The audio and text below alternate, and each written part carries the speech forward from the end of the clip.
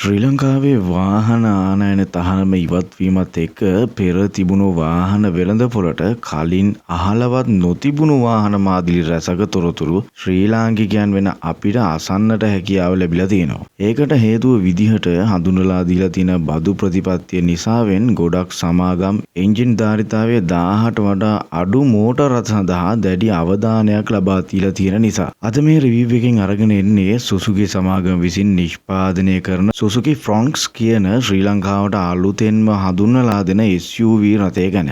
ඒත් එක්කම මතක් කරනවා autozone.lk channel එක subscribe කරලා නැත්නම් දැන්ම subscribe කරලා අපිත් එක්ක එකතු වෙන්න කියලා.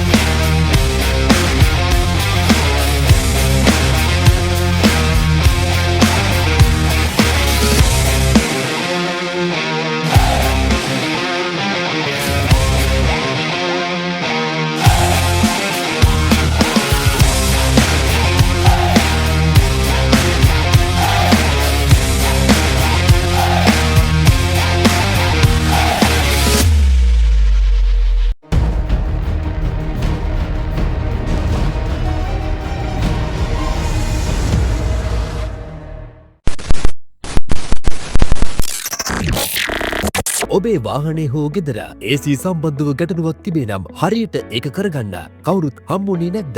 එහෙම හම්බුනේ අයත් අද එන්නම් හෙට එන්නම් නේද? ඒ ගැන හිතලා දුක්කුණ කාලේ ඉවරයි. Grand Cool Auto සියලුම වාහන AC, Auto AC, Domestic AC වැනි සේවාවන් කොළඹ අවට සිටින ඕනෑම කෙනෙකුට ලබාගත හැක. වාහන, නිවාස, කාර්යාලය ඔබ සිටින ඕනෑම ස්ථානයකට පැමිණ සේවාව සලසන්නෙමු. විශ්වාසවන්ත හා සුහදශීලී සේවාව වසර ගණනාවක පළපුරුද්ද සමගින් සහනදායි මිලගණන් යටතේ Grand Cool Auto.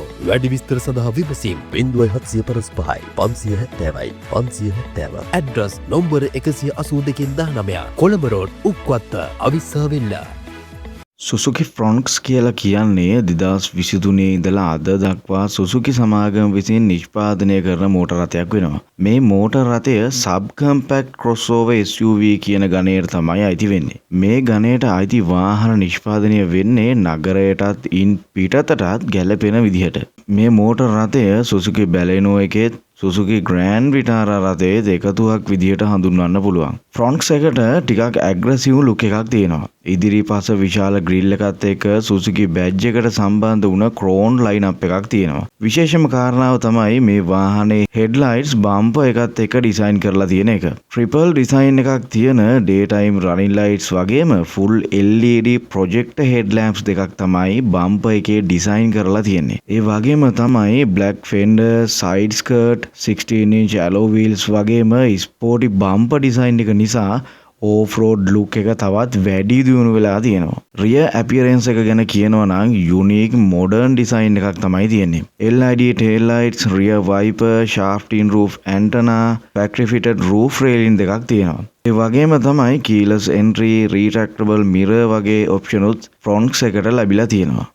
ඉන්ටීරියර් එක ගැන කියනවා නම් මුලින්ම ප්ලාස්ටික් වලින් ඉවදලා තියෙනවා. ෆිට් ඇන්ඩ් ෆිනිෂ් එක බොහෝ දුරට හොඳයි. ඩෑෂ්බෝඩ් එකේ 2 tone කලර් මැචින් එකක් තියෙනවා. බ්ලැක් සිල්වර් ලයින්අප් එක නිසා ප්‍රීමියම් ලුක් එකක් ලැබිලා තියෙනවා. ඩෑෂ්බෝඩ් එකේ ඩිසයින් එක ටිකක් සුසුකි බැලෙනෝ එකට සමානකමක් දක්වනවා. ෆැබ්‍රික් සීට්ස් තමයි ෆ්‍රොන්ක්ස් එකට ලැබෙන්නේ. ඒකට මැනුවල් ඇඩ්ජස්ට්මන්ට්ස් තියෙනවා.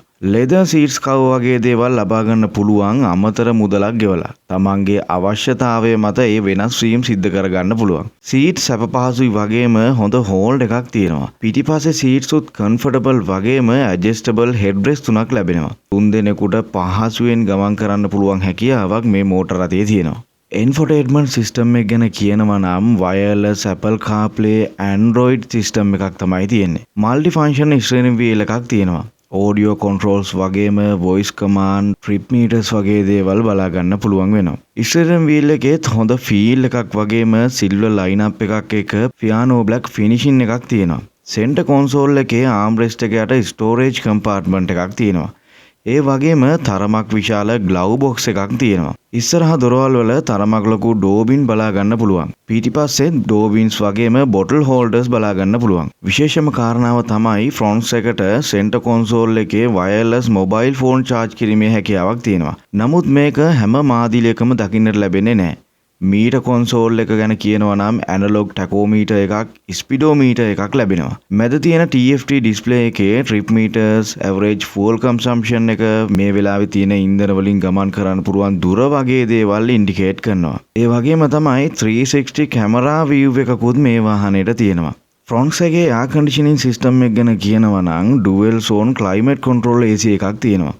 ඒ වගේම තමයි පිටිපස්සේ පැසෙන්ජර්ලටත් ඇඩ්ජස්ටබල් AC වෙන්ට්ස් දෙකක් ලැබෙනවා. ඒක නිසා කැබින් එක ඉක්මනට කූල් කිරීමේ හැකියාවක් තියෙනවා. ඒත් එක්කම ෆ්‍රොන්ට්ස් එකට power shutter, power mirror, push start, auto brake, lane departure warning, traction control වගේ ඔප්ෂන් සේරම ලැබෙනවා.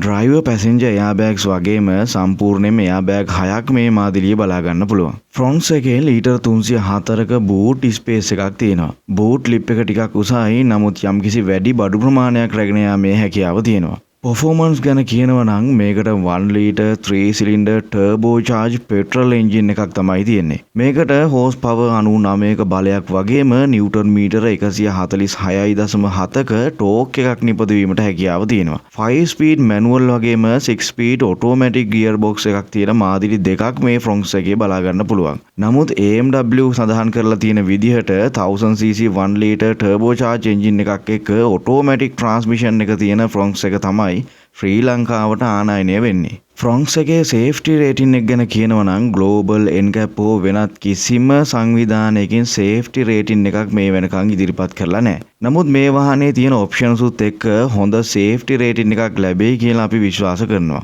ෆ්‍රොන්ට්ස් එකේ ග්‍රවුන්ඩ් ක්ලියරන්ස් එක මිලිමීටර් 190ක්. ටර්න් ඉන් රේඩියස් එක මීටර් 4.9ක්.